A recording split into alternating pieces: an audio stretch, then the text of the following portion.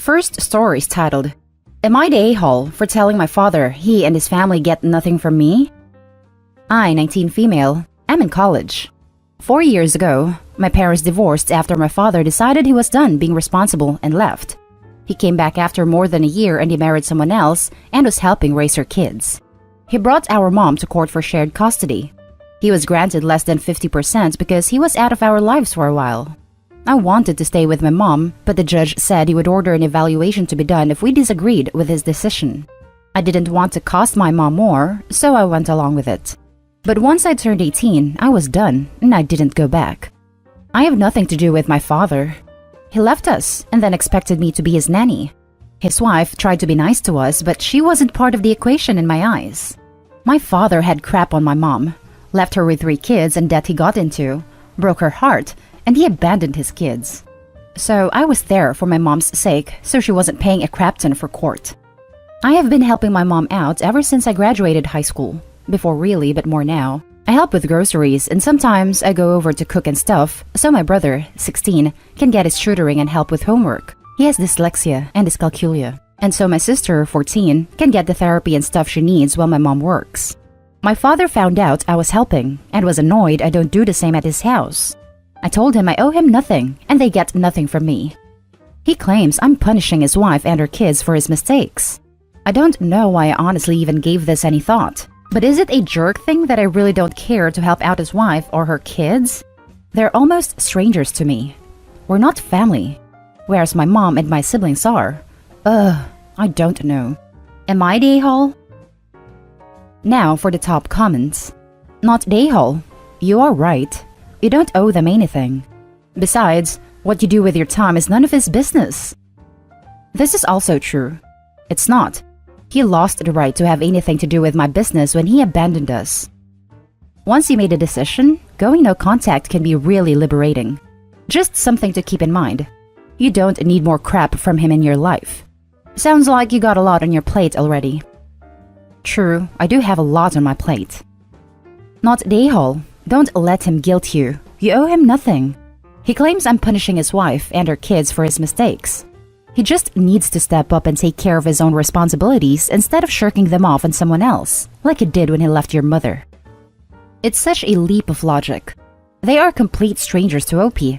By his logic, I'm punishing his wife and kids by not helping out. Not the a-hole. I am guessing he doesn't provide child support. You are being an amazing human. I am sure your mom is proud of you. I'm going to guess no.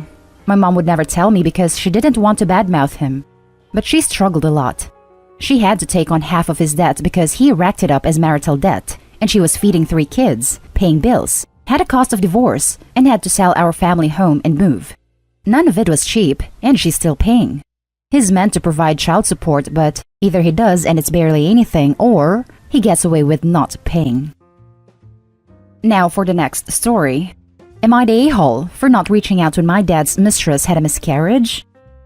I wanted to have the courage to ask people if I am a jerk. When I was 12, male, I am now 16, I found out my dad was cheating with a woman who knew my dad had a wife and children. Since then, I have resented my dad and my stepmom. I rarely speak to them, only when my mom wants me to have a relationship with my dad and talk to him, and obviously the court custody. So recently, I heard my stepmom had a miscarriage, and to be honest, I don't care. I believe it's karma, but I keep it to myself. My stepmom is wondering why I am not reaching out, and so is my dad. When I went to my dad's house because of the court ruling, my dad was being mad why I have not consoled his wife and crap. I told him that is not my job. My dad was still in my face and was yelling at me and told me to talk more. I warned him and said, don't get mad at my true opinion, and you have been warned. My dad got mad at me, and to just say it and he won't care what I have to say. I asked him, are you sure? And he said yes. So I told him how I believe it was karma for helping you cheat on my mom, knowing you had a wife and kids. My dad then got very mad and told me to go to my stepmom and console her, but instead, I packed my crap and went out. My dad has been constantly calling me and texting me. I have not responded, but I am still wondering if I was too harsh. But then again, he did ask for my true opinion. Now for the top comments. Not the a-hole. A good example to never ask a person their true opinion if you don't want to hear it. Yep, OP is totally in the right here. He warned the father. The father then lied through his teeth and shows this. Massive not the a-hole. Not the a-hole. You're old enough to stay with mom only. Do it. You are not responsible for her at all. Fact that your dad is blaming you after he asked your thoughts several times makes him a massive a-hole. He's lucky you didn't listen and tell her to her face that it's karma. I know, right? OP is a better person than I. I think teenage me would have gone up to the stepmom and told her. Not the a-hole. Who the hell would force a 16-year-old boy to console his stepmom about a miscarriage? Do me a favor. Your dad is out of his tiny mind, and his mistress, while understandably grieving her loss, is using that to manipulate your father. I'd keep my distance. They both sound like self-involved narcissists. The next story is titled, Am I the a-hole for telling my ex-wife to F off and not allowing her to talk to our kids? Please read before making a decision. I have 5 kids with my now ex-wife, 7 female, 5 female, 2 male twins, and a 7-month-old baby boy. When my ex was pregnant with a baby, she decided that she didn't want to be involved with me or the kids anymore, so she divorced me and signed all her rights away. The only reason that I know she is still alive is the child support checks that I get. My kids are obviously still upset over their mom just getting up and leaving, without even giving them a heartfelt goodbye. My oldest has expressed being cross towards me regarding the situation, since she's the only one that truly understands that her mom probably won't come back. She feels abandoned and has come to me crying because she believes that her mom doesn't love her anymore. My other daughter still believes that her mom's going to come back, and it really hurts to hear her ask when she'll come back. My other kids obviously don't understand where their mom has gone. All I can truly get from them is tears and asking where their mom has gone. Just to be clear, I don't badmouth their mother or say bad things in general about her to them. Yesterday, my ex called. I only picked up because I didn't recognize the number. She said hello and asked if she could speak to the kids. I said no, mostly because I didn't know how they would react. She said that she missed them terribly and because of COVID, couldn't see them, and she really wanted to hear their voices. I said that I wasn't comfortable with that. I told her that I would talk to my oldest 2 later on and ask if they wanted to speak to her, but for now I wouldn't allow it. She said that she was still their mom and that she had a right to speak to them. I said that she lost any right to them when she signed those rights away. At this point, my wife raised her voice and said that I was keeping her away from the people she loved most. I said that I didn't care about her feelings, that she abandoned the kids, and to F off like she did months ago before hanging up. My kids weren't in earshot, just to be clear. I'm not proud of losing my temper because I'm not that kind of guy. But I was at my wit's end and couldn't take it anymore. I still have my mother-in-law as one of my contacts because I don't have anybody else to care for the kids if something happens to me. All night, she's been blowing up on my phone, saying that my ex-wife is still a mother and has a right to talk to her kids. I don't know. I'm tired. Honest opinions? Now for the top comments. She signed her rights away. It's your absolute duty to keep your kids safe mentally, physically, and emotionally. You decide if it's okay for her to see or speak to them. If you don't feel it's good for them right now, then your answer is final. You absolutely need to get the kids into therapy though, and should probably talk to someone yourself. This is a hell of a lot to deal with. While right now might be the wrong time for them to speak to her, at some point, it might be the best thing for them. Not the a-hole. Completely agree. The children are the most important people in this scenario. If the 2 oldest do want to talk to their mom, please consider it being on speakerphone with you in the room as a condition of the first few conversations. Info. Did something happen to your wife that made her walk away? Like, do you think it is these or something that long-term she could come back from? Not the a-hole. Your wife can't come and go as she pleases. That is horrendously unfair to your kids who need and deserve consistency, and a lot more than she is giving. Yeah, yelling is not ideal, but you are human and dealing with a lot, so you're not an a-hole for that. Is there anyone who can help you with the kids besides your ex-mother-in-law? Also, the kids and you definitely need therapy. They've been through something traumatic. She was always a very wild person. She could never handle long-term commitment, and while she wanted kids, didn't spend time with them because I was the stay-at-home parent. She just didn't like the responsibilities. Info. Could it be postpartum depression? It seems strange that on child number 5, she just gets up and leaves. I don't believe so. I have read up on the symptoms because that thought has crossed my mind before, and she doesn't match up on anything. Plus, she's up and left before, back when we were dating and didn't have children. Now for the last story. Am I the a-hole for buying my son, 16 male, a PS5 and refusing to buy my stepdaughter, 17 female, a MacBook? So, my 47 male, wife, 46 female, and I have been married for 2 years and dated for 3 years before that. Both of our kids live with us. During this pandemic and lockdown, both our kids starting to do bad in school and wasting their time on PS4 for my son and stepdaughter with Netflix/FaceTime with their friends. I love my stepdaughter like my son, and I try to be close to her without pushing myself, and I know it will take a lot of time, especially with her age. My wife told me before we lived together that I am kinda not allowed to act like her father, because the subject is sensitive. I understood the situation, and if she didn't do anything beyond her limits, like hurting my son, escape at night, or anything illegal, I will let her mom act. A month ago, I had a big bonus from work. I put some of the money in our shared bank account, and the rest, I can do whatever I want. Since I noticed the kids are doing badly in school, and not once saw them reading a book, I thought I can change that by giving them rewards for their achievements. So, I talked with both of them on the dinner table and asked them what they want to have, no matter how expensive it is. My son wanted a PS5, and my stepdaughter wanted a new MacBook since it's more beautiful, pinky and girly for her. I agreed. I told them if they do well on their exam for the next month and read the 6 chapters of the book that I gave them, same book, I will buy them their requested gifts. The rules were clear. You do good, you get the gifts. You do bad, you don't get anything.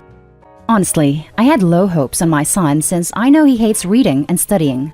Anyways, the deadline came, and surprisingly, my son got 93% on his exam. He was studying 6 to 7 hours per day, and my daughter got 64%, mainly because I didn't see her study at all. And when I asked them to tell me about the book, my son did great. My stepdaughter read only 12 pages and tried to Google about the book. Not only did she not study nor read the book, she tried to cheat and lie to me. I didn't buy her the Mac and bought my son the PS5. My stepdaughter yelled, argued, and even cussed and threw a tantrum. I told her she should deal with consequences. I gave her another chance until Christmas since she has another exam, and to read the book again. So that night, I had a fight with my wife. She thinks that I'm favoring my son and that I don't care about her daughter, which is not true since both had the same deal. She tried to take money from our joint bank account. I refused and told my wife she can buy her whatever she wants with her own money, or she can stop spoiling her so she could do better. It's been 2 days we are barely talking, and she thinks I have to apologize to both of them and buy my stepdaughter the MacBook. I don't think it's fair since my son had to work hard and she didn't. Am I the a-hole? Now for the top comments. Not the a-hole. Regardless of your relationship with them, you set your guidelines. Your son met them, your stepdaughter didn't. He played the game and won the prize. That's the end of it, as far as I'm concerned. So not the a-hole. Stand your ground on this one, man, or else they'll walk all over you for the rest of their lives. He got an A, she got a D. Those are nowhere near equivalent. Don't buy her the Mac. I repeat, don't buy her the Mac. And if your wife goes behind your back, freaking return it. You would only be the a-hole if you rewarded your stepdaughter for nothing when your son did what he agreed to. That's what parenting is. And that was a great deal for them which both could have taken advantage of if they put in the work. You are not the a-hole, but your stepdaughter and wife are both acting incredibly entitled. 90% passing sure makes a lot more sense to reward than 64% failing and subsequent cheating. Actions have consequences, and the fact your daughter and wife don't see that, and the accessing of the account especially, is a massive red flag. If she wants to reward her daughter for no reason, that's on her, but she's a fool to do so, and should do it from her own pocket. Not the a-hole. Edit. You don't owe anyone an apology. By the way, they owe you one. And she doesn't even have consequences. OP is giving her another chance.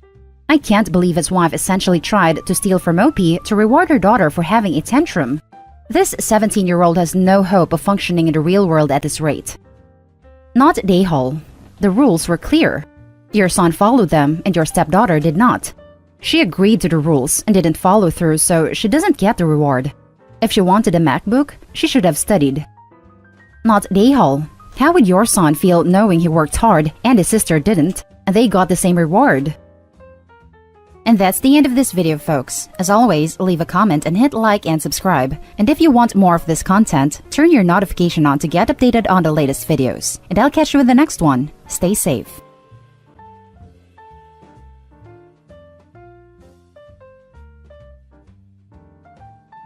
First story is titled, Am I the a-hole for refusing to let my brother stay at my house after he betrayed me 7 years ago? My wife, 38 female, and I, 35 male, been married for 1 year. 7 years ago, during a holiday ski trip, my entire family and I stayed in a chalet at a resort. One day, my then-girlfriend wasn't feeling well, so she stayed behind. I came back in the afternoon to retrieve something and found her and my brother, then 18 years old, having intercourse.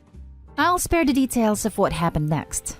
My ex-girlfriend and my brother both apologized and swore it was a spur-of-the-moment thing. I tried to make it work with my ex, but a few months later we broke up. My brother apologized, and I chose to be an understanding older sibling, so I forgave him. He was really matured a lot since then. My brother's place is undergoing some renovations, and it will take 3 weeks. He asked if he could stay with my wife and I in the meantime, as we have an extra bedroom. I agreed initially. Then yesterday, I had a flashback to that day I found him with my girlfriend. I called him and told him I couldn't let him stay because I can't trust him alone with my wife. He was upset and said I could have told him sooner. Now he has to find somewhere else to stay and the renovators are coming in a few days. He also called me paranoid and said he has no interest in my wife. He said she's not even my type and she's too old for me. I told him sorry, I just can't let him stay. I suggested he move in with our other brother instead. He said, whatever, and hung up the phone. Am I the a-hole? I feel like I was justified, but maybe I shouldn't have been so sudden. Now for the top comments. Not the a-hole. If your wife not being his type is why he won't sleep with her, that means he would sleep with her if she was his type. And even if we assume he's telling the truth that she's not his type, she very well could be his type after a couple drinks. Now, of course, if you trust your wife, then you can trust nothing will happen. But that's not really enough. It's a matter of respect that your brother shouldn't even try. He said he's not like that anymore, and swore he would never do what he did regardless, and called me paranoid and untrusting. Some wounds don't fade with time, and his response by calling you paranoid and untrusting, instead of seeing that he caused this untrust, is manipulative. Not the a-hole. It sounds to me like he is not really remorseful when he made that comment about your wife. If he really was sorry, he should have said, I wouldn't sleep with your wife because I don't want to betray you again. I wouldn't trust him again. Also, info. How did your family react to the situation? I only told our other brother about the situation. No one else in our family knows. It happened near the end of the trip. I told the other family members I broke up with my girlfriend because she cheated on me, but didn't say with who. Everyone sucks here. I totally see where you're coming from, as I also have past trauma/distrust from my ex. But I can also see some holes in your tale. You said he matured a lot since then, and you forgave him. You haven't mentioned how your wife, the other person in the house, feels. You're also not taking into consideration the trust you have in your wife. It's clear your ex was also at fault for the chalet. Your wife is a different person, and I assume you trust her. Now, for the next story. Am I the a-hole for not pushing my daughters to cuddle with my wife? My wife and I have 3 daughters. 13, 7, and 3 years old. My wife is 6 months pregnant with our 4th. I have always been really affectionate with our daughters, pretty much from their birth. I never force or pressure them. I would just ask if they wanted to cuddle when we're watching a movie or something. My wife is affectionate, but not as much as I am. My 3-year-old usually just sits on her own with her toys, but my 7-year-old pretty much has a permanent reservation in my lap.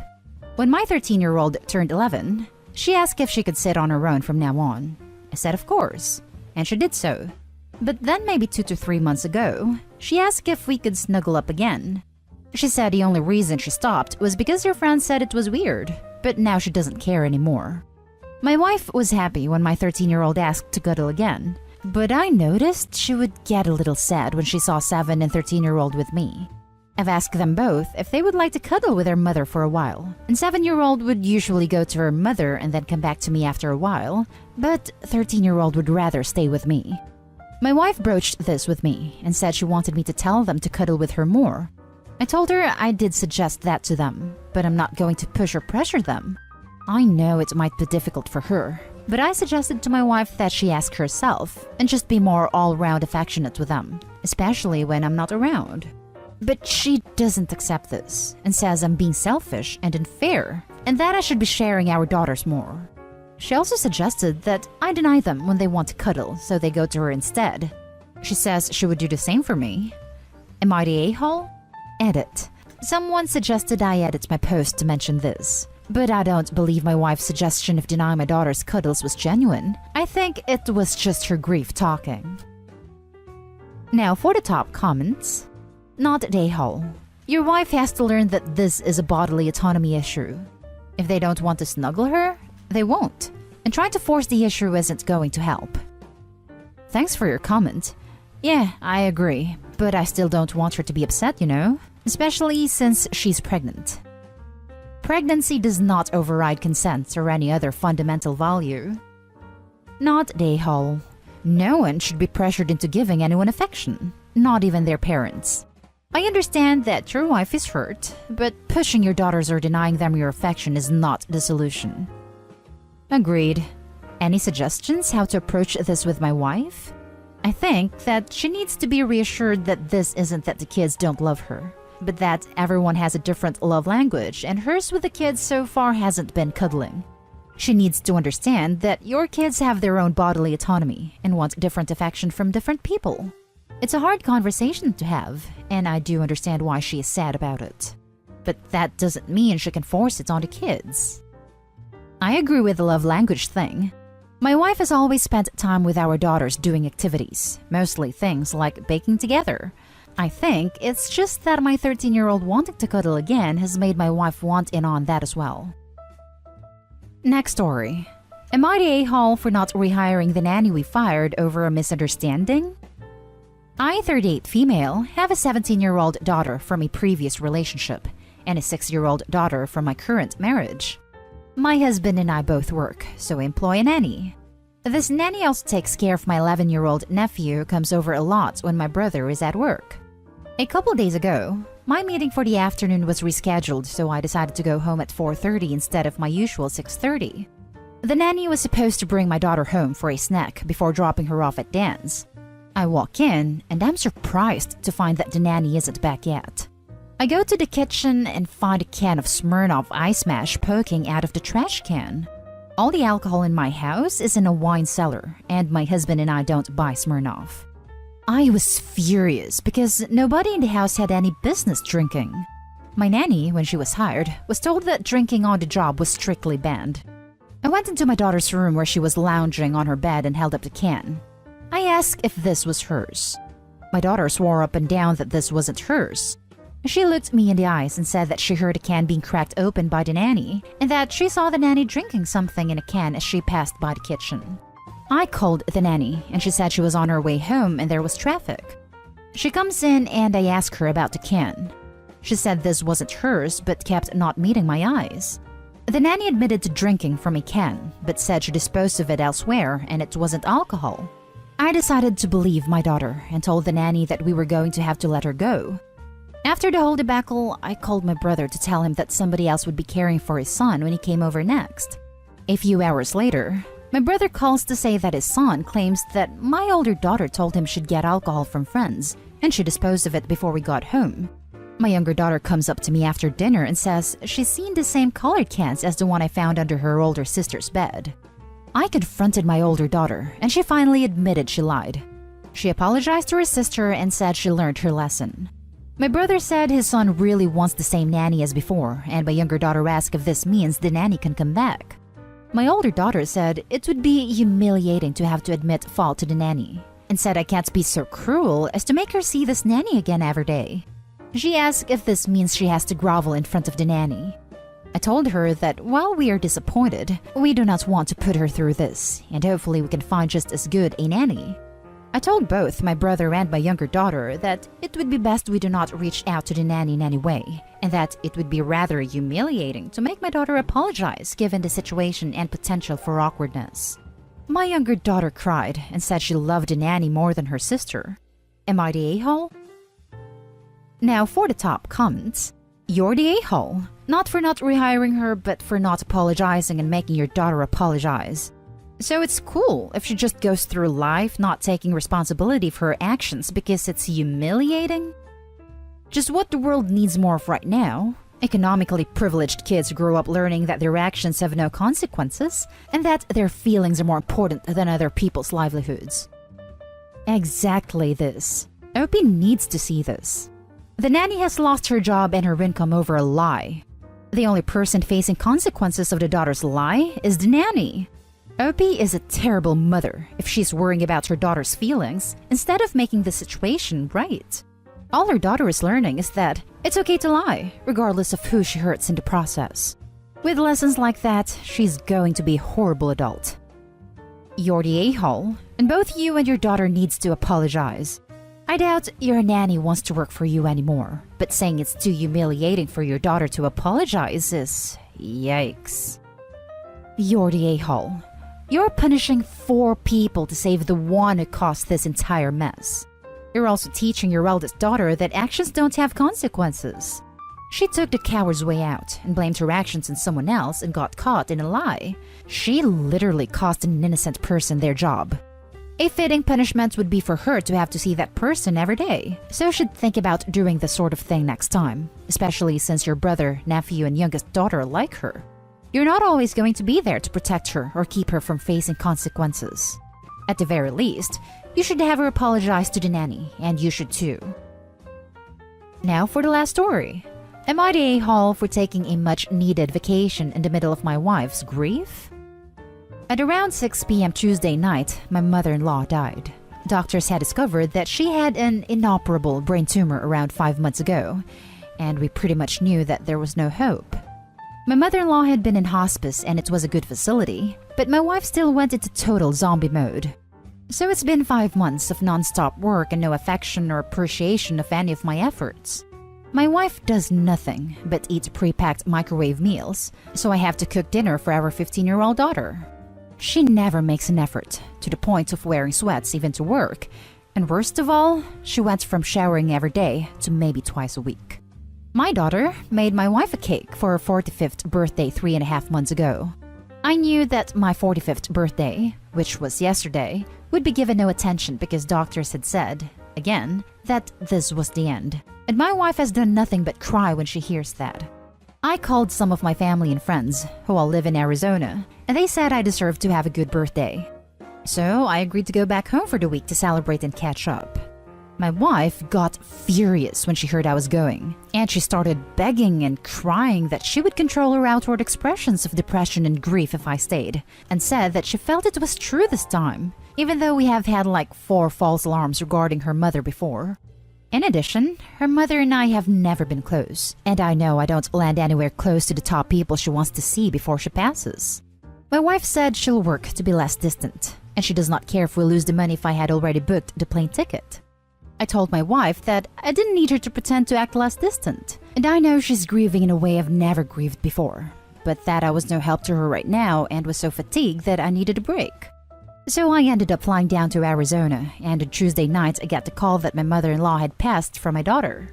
She said she's staying at her best friend's house and she's perfectly fine. However, my wife texts me and says I betrayed our wedding vows. I asked if I should come back when we were expecting a lot of old family friends for my birthday, and my return flight is on Sunday. My wife says to do whatever I want, and that if I'm expecting my old workout every day and dresses up every day wife back when I come home, I will be disappointed. Am I the a-hole for taking this trip because I needed to do something for myself, or else I'd go crazy? I will be flying back Sunday, but I know my wife will be bearing me from helping with the funeral. Now for the top comments. You're the a-hole. All you do is complain.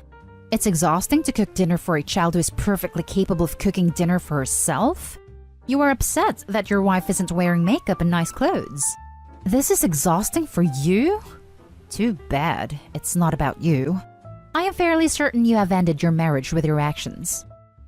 I hope Opie's wife can pull herself out of her grief enough to start divorce proceedings. Yikes. To start divorce proceedings.